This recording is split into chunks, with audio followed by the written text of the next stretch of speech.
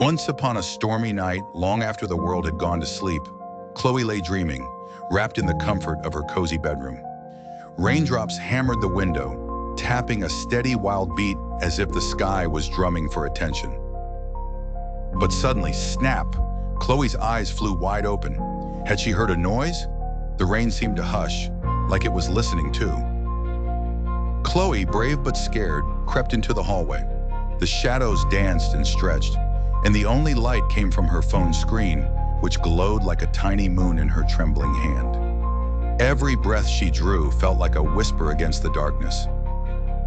In the living room, everything seemed normal, but when Chloe pointed her phone's light around, she spotted a flash, a kitchen knife forgotten on the side table.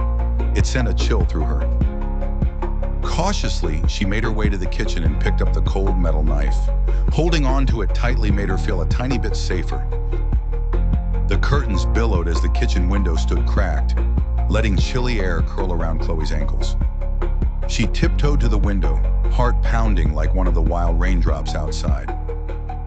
Suddenly, in her mind, flickered a memory. Bare feet running on rain-soaked grass in the night, footsteps squelching in the mud. She slammed the window shut, the sound echoing in the silent house. Chloe's breath steadied, but tension still pricked at her skin. As she walked slowly back to her bedroom, her shadow loomed behind her, growing long and strange.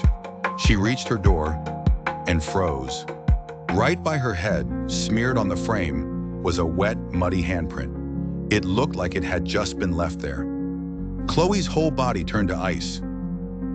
She tiptoed away, knife shaking in her hand, and slipped into a coat closet. Surrounded by jackets and darkness, Chloe held her breath and listened. For a moment, all she could hear was her heart thumping. A faint strip of light peeked underneath the door.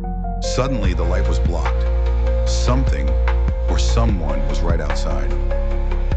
The closet doorknob rattled and shook, banging and clinking as if a ghost was desperate to get in. Chloe squeezed herself into the tiniest ball she could, not daring to make a sound. Then silence. Absolute heavy silence. The rattling stopped. She let out a quiet, relieved sigh, daring to believe she was safe. But then Chloe's eyes drifted downward and caught something hidden behind a coat, a dark, muddy boot. Panic crawled up her spine. She couldn't scream. Her voice just vanished. Rain sounded fierce and wild again. Behind her, a pale, wet finger stretched out from underneath the coats and tapped Chloe's shoulder. Her hand went numb. The knife slipped, clattering onto the closet floor. Shadows tumbled in a quick, messy scuffle. Chloe fought, the darkness flickering with every movement. Suddenly, the closet door shot open and something snatched Chloe, pulling her into the hallway. Her phone went flying, spinning through the air. As it spun on its shiny screen, she caught a glimpse of what had taken her. A tall, dripping figure with pitch-black eyes stared back from the reflection. The phone crashed to the ground, its light vanishing in a crunch of glass. Now, the house was eerily still. In the staircase, drops of something dark trickled down, one by one. Drip, drip, drip. Upstairs, Chloe's reflection in the bathroom mirror showed her bruised, weeping quietly. She reached with a trembling hand for a bottle of medicine, clinging to hope. Behind the closed bathroom door, the shadow of the watcher glided by, slow and silent. Fear flashed in Chloe's eyes as she quickly shut the mirror and pressed the door shut with a heavy click. With her head resting against the wood, Chloe tried to feel safe again, the rain singing its lonely lullaby outside.